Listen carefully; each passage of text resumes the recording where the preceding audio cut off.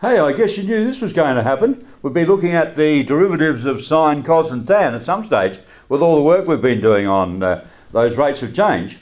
And if you remember, we already had a conjecture, here it is here, that the derivative of sine was cos, the derivative of cos was neg sine.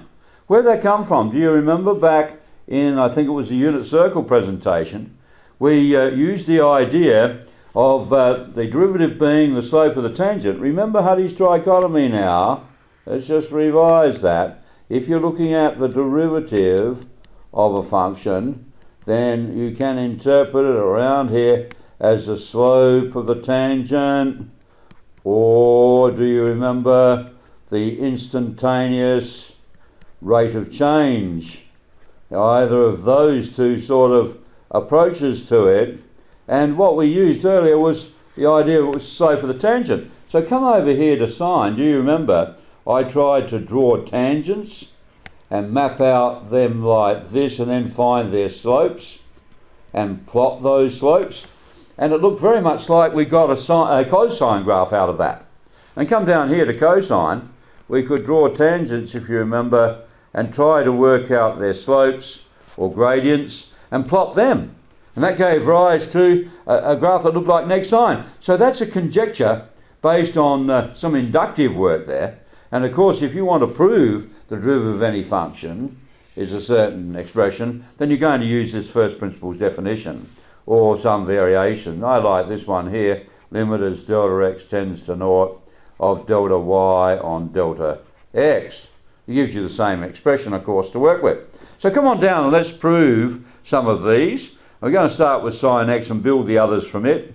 So some of the screen clippings here come from Hayes and Harris. I've modified some, and this is one of them. So we're going to talk about f of x equals sine x. So we're going to substitute into our first principles definition. So f is sine of x plus h, take sine x.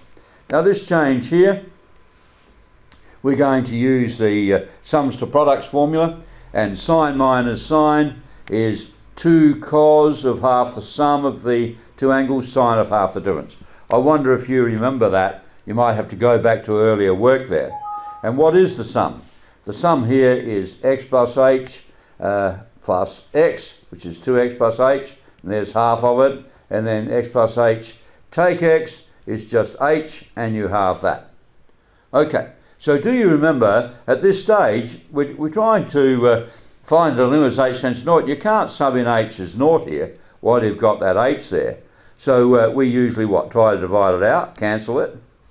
Well, you can't do that here. You could try to package it up and look at the limit of that resulting function. That's what we're going to do here.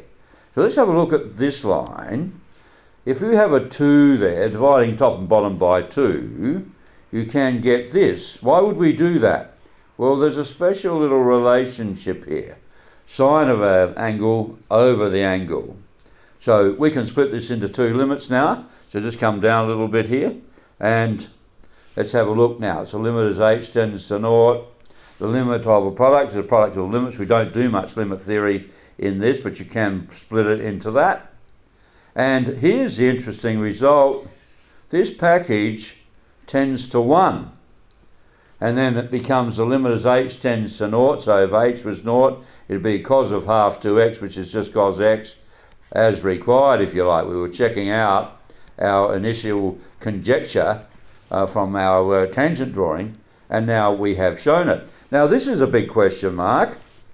The limit as h tends to naught of sine h on 2 on h on 2. Now it really should be h on 2 in here, so we'll talk about that now. So come down and let's look at that theorem. Here it is here. If these in radians, the limit of the angle, a limit as theta as the angle tends to naught of sine of the angle over the angle is 1. We need to prove that. Okay. So what have we got here? We've got sine of the angle on the angle, and it's a limit as h tends to naught. So really, we should say that's equal to the limit as h on 2 tends to naught, because if h tends to naught, h on 2 will tend to naught. Of that. Now that's a proper full format of that, and using this theorem we're going to say that that's 1. So that's how we got out of that h problem in the denominator in the first principles above there. Okay, so you might go back and have a look at that. Let's look at the proof for this result, because it's pivotal for our entry into derivatives of trig functions. So we've got a usual unit circle thing. Now we're going to draw a perpendicular down here, and we've done that before. And then we're going to draw this arc ORQ. So we've got a little piece in there, the sector ORQ there. Okay, so which really should be up closer there, because this is coming down to PQ, so it should be an arc like that. Okay, so we've got that little sector in there, and what's the area of a sector? Half r squared theta, and theta is in radians. And what's the area? We can say that's less than the area of triangle OQP, so that's a big triangle there, which would be a half OQ times perpendicular height, half base times height, and that's less than the whole sector here, the big sector there. Okay, which would be a half this time OT squared by theta, and this is still in the unit circle. So if we now have a look at OQ, OQ is actually, because the radius is 1, OQ is cos theta, and therefore OQ squared is cos squared theta. And then OQ by PQ is cos theta by sine theta from our unit circle work. Okay, one's the side adjacent, the other is the side opposite. And then here we've got OT squared is just 1 because it's a unit circle. So pivotal here is to remember that it is a unit circle, the radius is 1. Okay, so now if you divide through everything in this inequality by half theta cos theta, that we're doing down here, and that would all be positive here. So what do you get? You get cos theta is less than or equal to sine theta on theta. That's the one we're interested in, is less than or equal to 1 on cos theta. So that's a crucial step here, this division through. Now, theta's tending to 0, so cos theta will tend to 1, and 1 on cos theta will tend to 1. So here, this is sandwiched between the two, isn't it? Sine theta on theta. So that will also tend to 1 as theta tends to 0. This is sometimes called the squeeze theorem or the sandwich theorem, where an expression, it lies between, in an inequality, two others, and both of the ends tend to the same thing. So obviously, therefore, this will tend to 1, the same thing. Okay, so we're talking about a positive theta in radians and that. So also then, what about negative? So I don't know whether you've looked at this yet. I haven't done a presentation on it, but sine theta on theta is an even function. That means if you put neg theta in there, you get the same as expression as f theta. Put theta in there. So because the sine of neg theta is neg sine theta, so therefore if you have sine neg theta and your angle here would be neg theta, it would be neg sine theta over neg theta, negative on negative positive. It is an even function if you like. Okay, so putting in neg theta still comes back to sine theta on theta. So therefore it's going to also be true for theta less than 0. Okay, it had to be positive up here because we didn't want to change the inequality sign, but now we're saying, well, it doesn't matter overall because the expression we want, sine theta on theta, is equal to the same whether theta is positive or negative. That's this little bit in here. You have a look at that later on. I'll be talking about odd and even functions later on. All right, so that's where we get that result from, and so that's a nice proof, isn't it? There we have it. We can definitely give this a couple of ticks because we've used deductive reasoning. We've used that first principles proof to prove it, not those little rough tangents that I was drawing and trying to work out what was going on. But it was a good exercise. Okay, so let's come down and see if we can do cos then. Okay, so we won't go to first principles. You can, but it's a bit messier. What we can do is look at cos as the sine of 90 minus angle, the complementary angle, sine of pi and 2 minus x. Just remember that on the unit circle. If you have a look on the unit circle there, we've got, if we have here our angle x, this is pi on 2 take x. So here we can say the cos of x is that over the radius of 1, which is the same as this side is the sine, or the opposite side to the complementary angle. Remember that? You probably remember that from Sokotoa. The sine of 60, or the cos of 60, is the sine of 30. That's what we're saying. The side adjacent in cos is the side opposite of the complementary angle. Okay, so just remember that. So here what we could say, in other words, you can think of this as the sine of u, that being u, and then saying, well, here I think they actually mean here, this is u, sorry, a little error in there. So u is pi on 2 take x. So using the chain rule, it's a derivative of the sine function, which is y, times by derivative of u, because that's itself a function of x. So breaking it down. Chain rule, or sometimes called the function of function rule, which is a bit old-fashioned, but I rather like this wording for it because it tells you when to use it. Chain rule gives you the sort of answer, you get a chain of derivatives. But if you look at the function of function name, it says when you've got two functions present, that function of another function in x, it's a function of a function. That's when you have to produce your chain of derivatives. So this name helps identify when to use the rule, and this name tells you what you get once you've done it, which you may not have spotted how to do it. Do you get what I mean?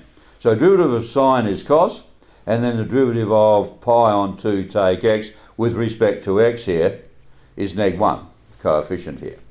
Okay, so it's neg cos u, which is neg cos pi on 2 take sine x, and cos of pi on 2, or 90 minus the angle, is sine. So the derivative of cos is minus sine, as we suspected. All right, let's do another one. What about tan? F of x equals tan x. Well, let's get to tan by calling it sine over cos, and we could call it u is sine x and v is cos x, commonly done. Derivative of sine is cos, derivative of v, or cos x, is minus sine. Now, this really should be the quotient rule here. So using the quotient rule, we've got this pattern, and you can read this as derivative of top by bottom unchanged minus top unchanged derivative of bottom by bottom squared, if you like. So derivative of sine is cos, leave the bottom unchanged, minus top unchanged derivative of cos is minus sine over bottom line squared. And that's nice, isn't it? Comes to negative times a negative, positive, cos squared plus sine squared on cos squared, which is, wow, yes, you remember that? We should put in here, since cos squared x plus sine squared x equals 1. 1 on cos squared. And the reciprocal function is called sec. So it's sec squared. 1 on cos squared is sec squared. Just notice 1 on cos of x is called the secant of x, or just abbreviated to sec x. Do you remember that? We'll be talking a bit about that later on as well. All right, so we've got the derivative of sine, cos and tan. Okay, so that's good.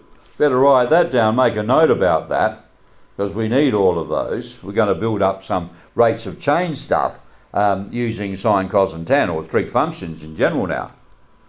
Okay, we'll come down and let's look at building it, as you have in another subject, I hope, with your differential calculus.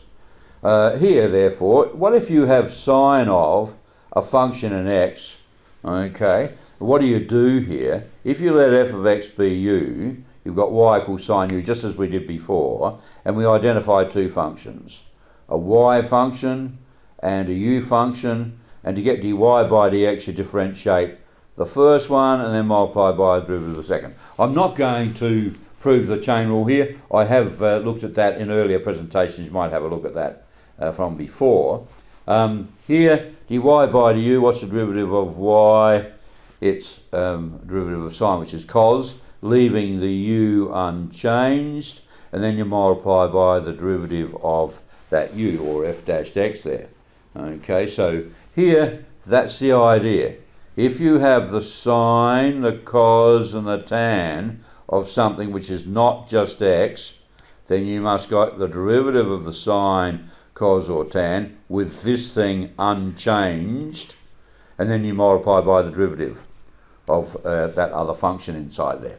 So it's the chain rule, or you're looking for, so that tells you what the answer is, a chain of derivatives, two or more derivatives, but we'll look out for, to look at where you are going to use this, look for a function of a function, one function applied to something which is no longer just x, but it's a function in x. Okay, have a look for that. Let's come down and have a look at doing some stuff. And here's an example from Hayes and Harris publications. Differentiate with respect to x, x sine x and 4 tan squared, 3x.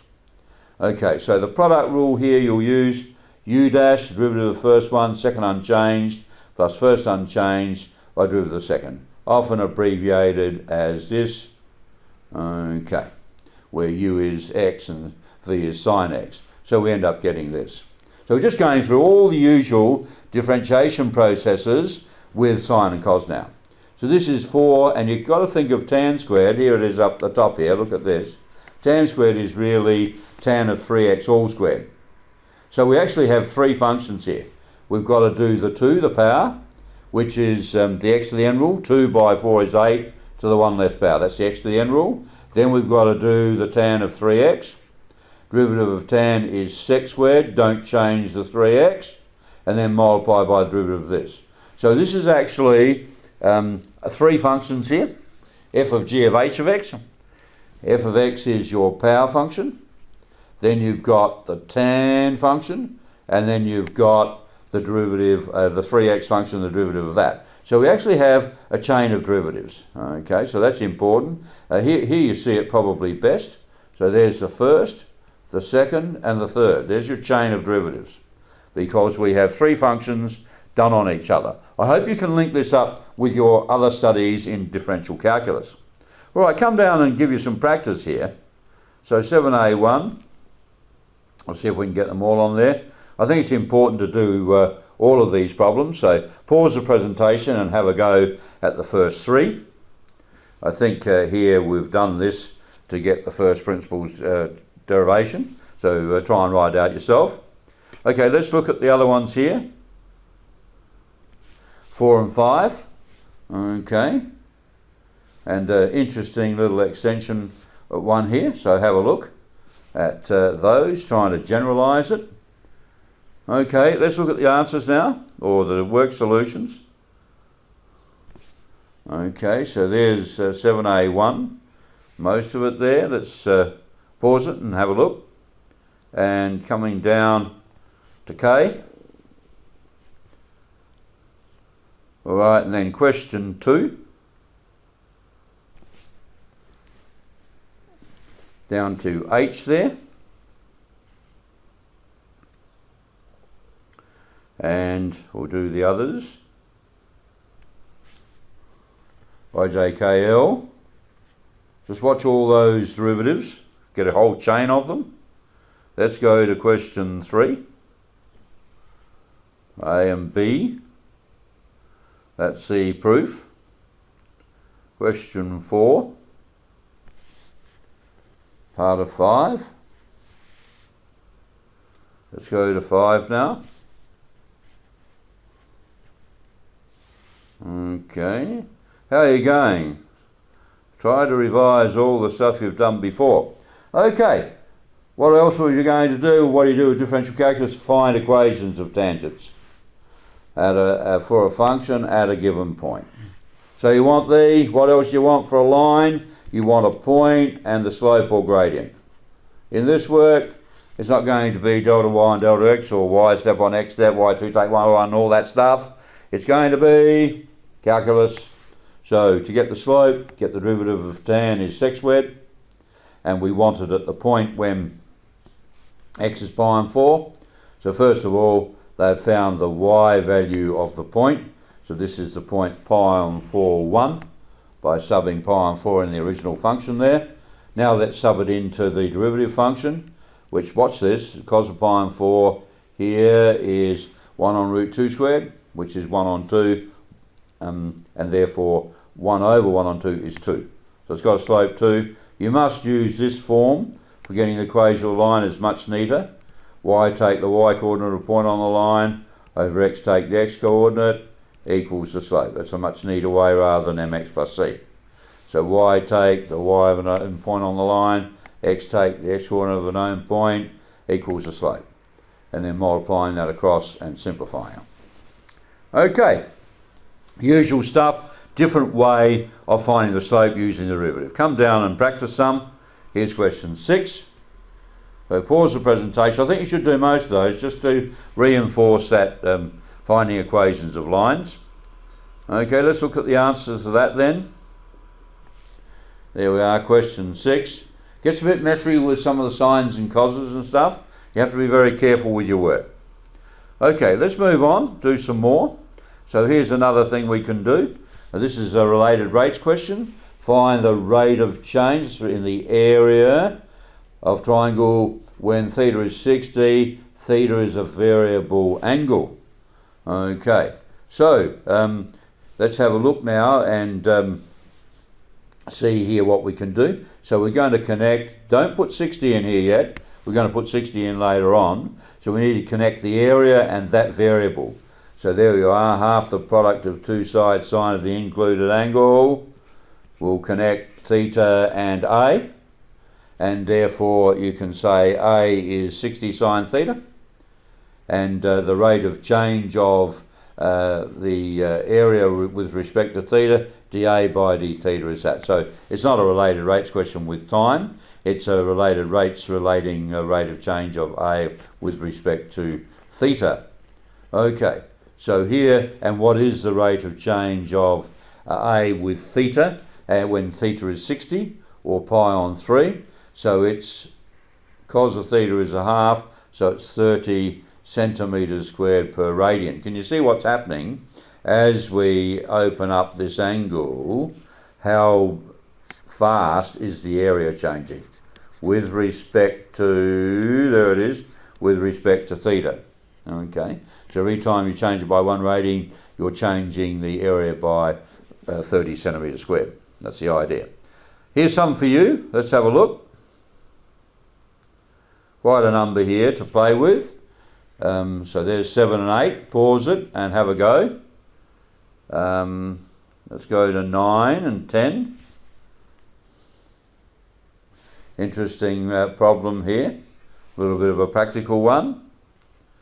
Okay, go on now to 11, 12 and 13. Interesting stuff. Starting to get very useful now. Go to 14. All right. Let's have a look now at the answers. Okay, there's 7 and 8. Remember to use plenty of figures so you can round off to 3 significant figures at the end. At least 4 figures needed, therefore. There's 9. Interesting question, 9. Study that one. Let's go to 10. Most of 10 there. Let's look at that little graph down there for 10. 10's an interesting question, 10 part B. Let's go then to C.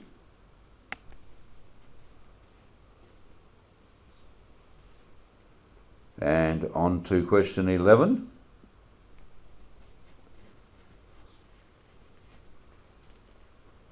And 12.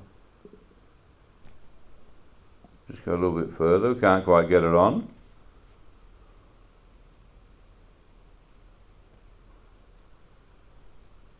So we have the final little point down there. Okay, 13. Let's try and get that all up there. Okay, remember your work with other subjects in calculus with the motion problems using the same idea.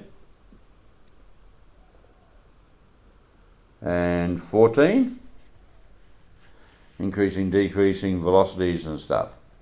Okay, bit harder with sine and cos.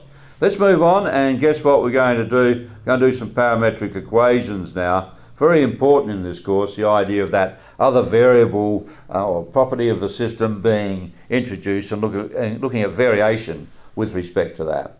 So here we are, find the Cartesian equation, what we were doing earlier, but this time with sine and cos, where the Cartesian coordinates are related to angle theta. Okay, so we want the Cartesian equation, so we need to eliminate the theta, so we'll use some identities here. Sine squared plus cos squared equals 1. So we can rearrange it to get cos and sine, and then eliminate the theta by using that identity.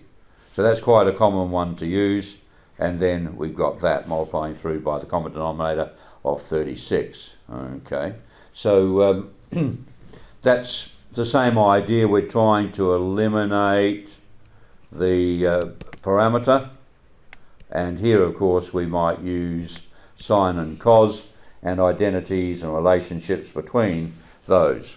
Okay, come down and see if you can do some. Here we are, 7a2, find the Cartesian equation. I think most of those are okay. Might have to use some double angle or duplication formulae in these and play around with them a little bit. Okay, might have to think about that one. Okay, let's have a look at the answers. Only one question there, so through to part D, and then E and F. All right, another example and some more, and then we'll finish up there. So here, at what point does a curve with parametric equations? So it's doing the same thing that we've been doing before, working with a mixed system, if you like, the Cartesian equation and parametric equations. And of course, if they meet, they have a common point. So that means this x and this x mean the same thing. This y and this y mean the same thing. So let's go and put it in place there of those two in the Cartesian equation. Okay, and then we get an equation here. If we try to solve it now, looking at using sine squared plus cos squared, because we've got two unknowns there, cos theta and sine theta, let's remove the cos squared by 1 take sine squared. And if we do that, we get this line. Okay, just remembering here, this means cos squared will be equal to 1 take sine squared. And now we've got a line with just one unknown, sine theta, in it, and we can solve it. Just remember, the square is equal to 1 means there are two solutions, a positive or negative. Remember that. So sine theta is 1 or sine theta is neg 1. And you can put it back up here, in here, and you need to work out the sine and cos to get 0, 2, 0, neg 2. Okay, so the y value is 2 sine, and the x value there, if sine is 1, the cos is 0. Okay, so you might just check that. Just realise here that this will be, the cos of theta will be 0 using this here, if you like. Sine squared plus cos squared equals 1. So if sine squared is 1 by itself, cos must be 0. All right, so same as before, only mixing in trig functions now. Time for you to have a go, just a few here, and see what you think. 2, 3 and 4. Okay, study that carefully. Okay, and have a go. I'll show you the answers now. There's 2A and B.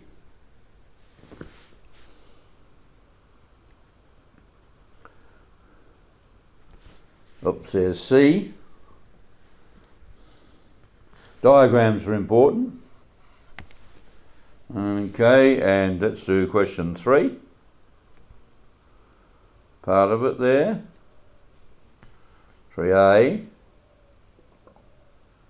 and coming down to B.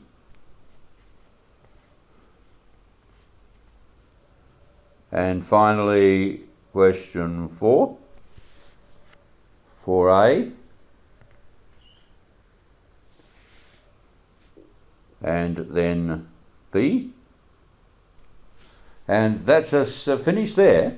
Okay, so we're into it now, aren't we? Looking at the calculus of trig functions. And I guess you can predict what we're going to do next. Well, we're going to do maximum and minima, related rates with trig functions, and some integration later on. So let's continue the journey. I'll catch you later. Cheers for now.